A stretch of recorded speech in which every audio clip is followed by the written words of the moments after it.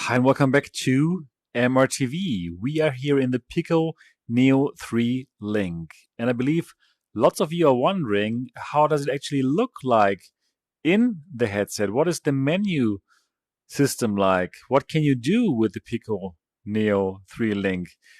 What are the settings? And that is exactly what we're going to find out in this video. So first of all, this is the home environment here.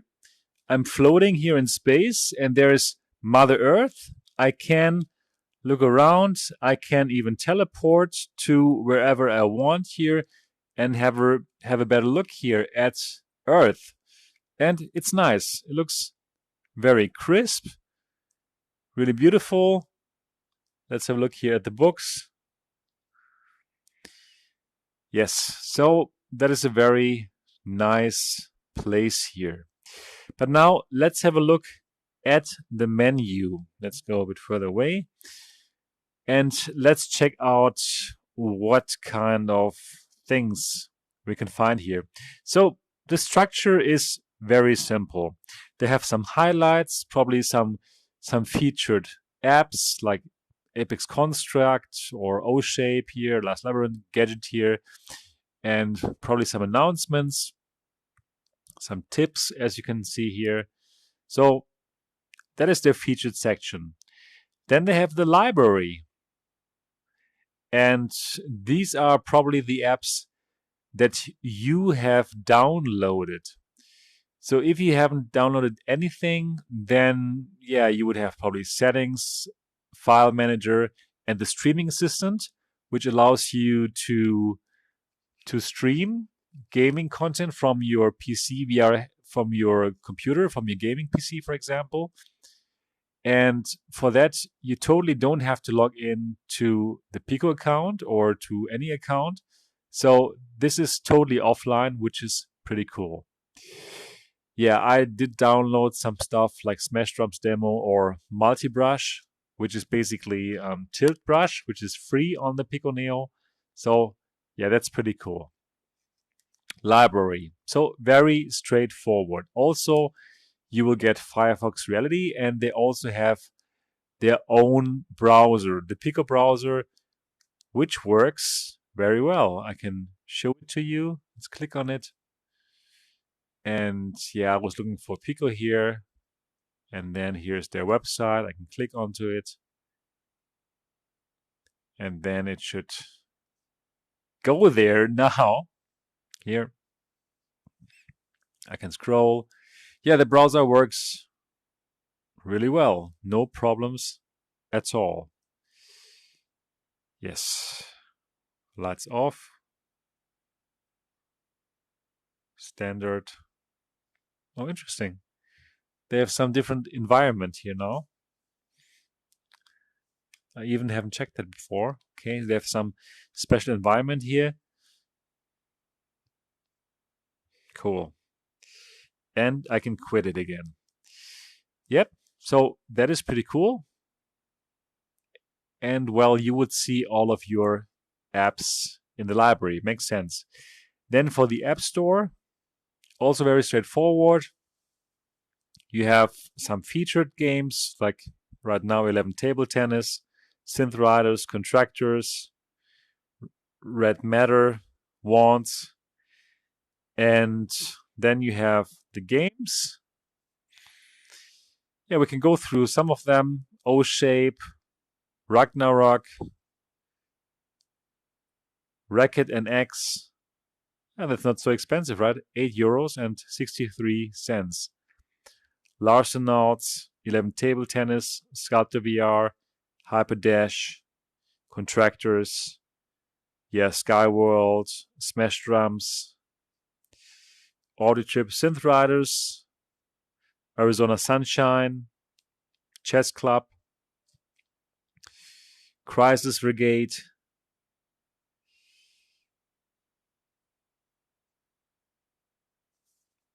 Power Beats, Zombieland, Tribe, DJ in VR, Swarm. Cool, the Swarm is a great game. Dragon Fist, VR Kung Fu, Yuki, Death Horizon, Pixel Rip, Prison Boss, Jupitergrad. So you can tell it's games that we know from the Quest already. So without a doubt, there's not as many games as for the Quest 2, but there are definitely some very well-known games. Drunken Bar Fights, Space Slurpees, 1976, Apex Contracts. So definitely games that we know from the Quest, and yeah, that are good games.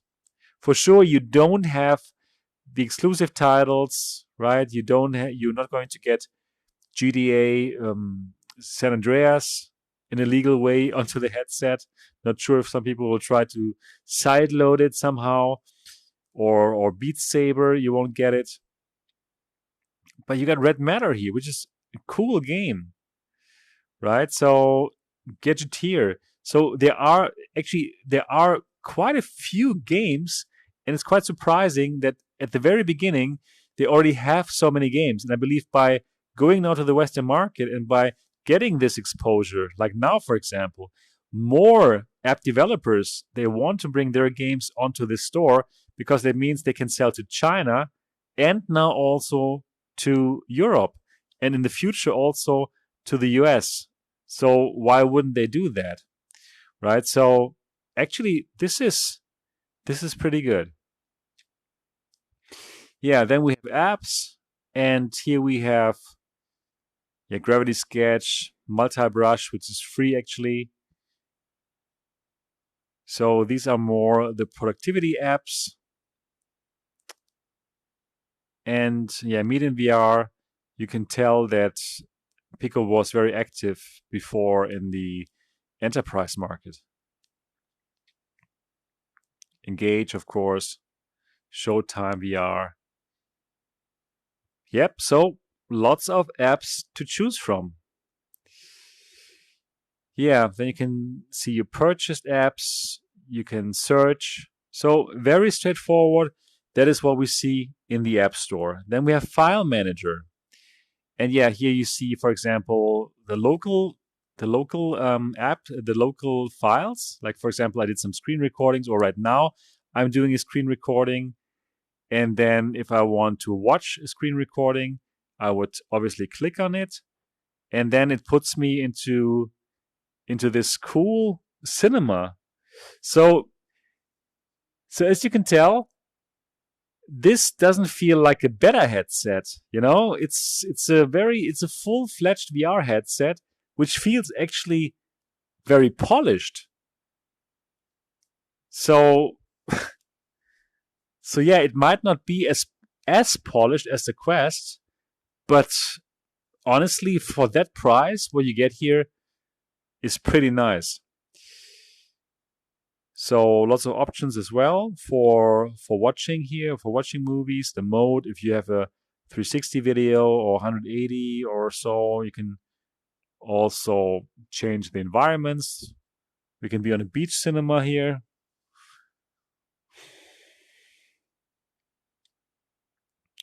Yeah, they look better, I think, the cinema.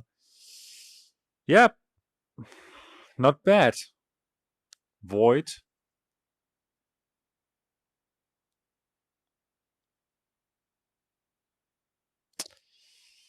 Yes, so I quit this.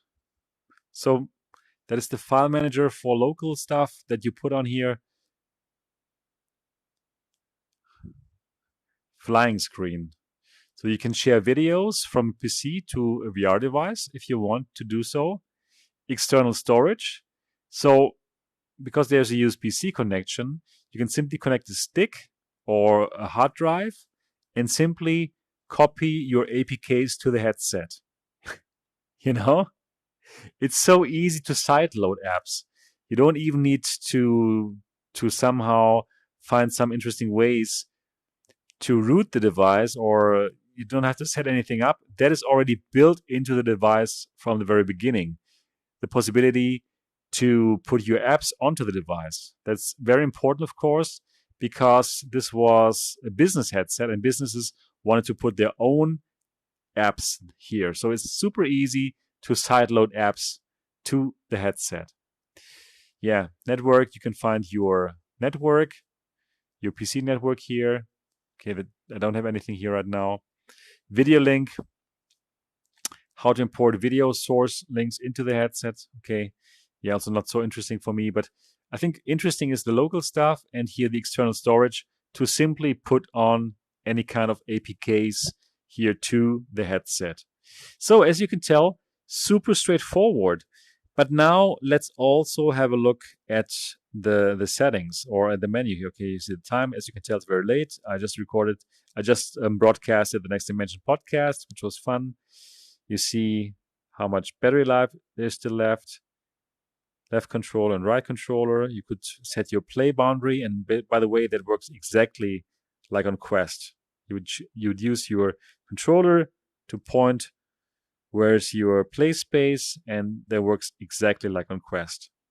Yeah, that is my Wi-Fi network. Bluetooth, you can add Bluetooth devices. I'm going to show you that in the settings. So let's go to settings now. And yeah, the Wi-Fi, that makes sense, right? The controllers, they're connected. Let's see what kind of configuration we can do here. You can check for updates. You can unbind the left and right controller.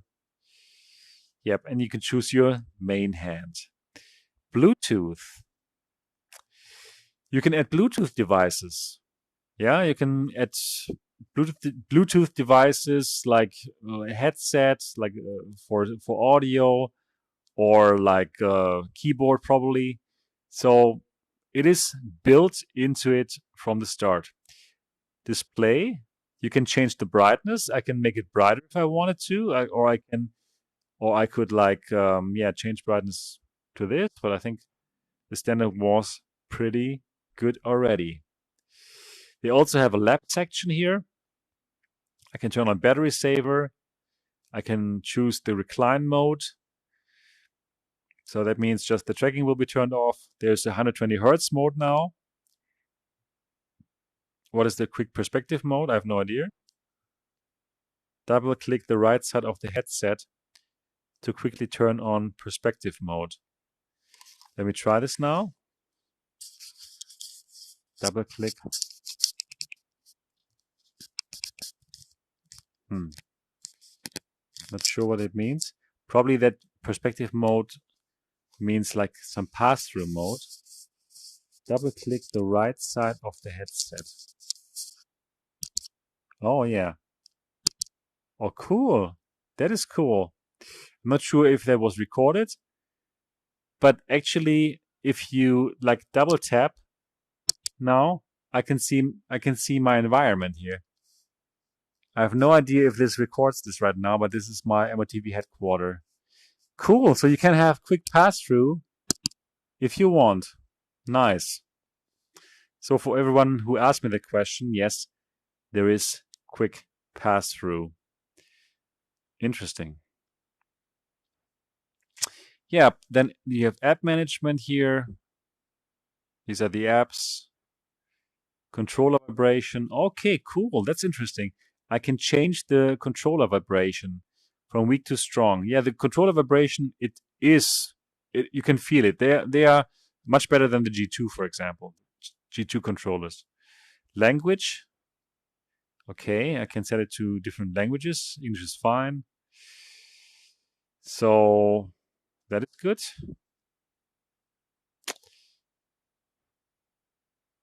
Time. Screencast and recording. Now this is cool because I can simply set the screencast, the screen recording, to 16:9. That's something that I can't do on the Quest, that I have to do with SideQuest every time, and it's super annoying. But here I can simply set aspect ratio to 16:9 and resolution to 1080p, and that's it. Record microphone and sound during screen recording. That's what I'm doing right now. I'm using the microphone of the Pico Neo. And there's also audio settings for screencasting.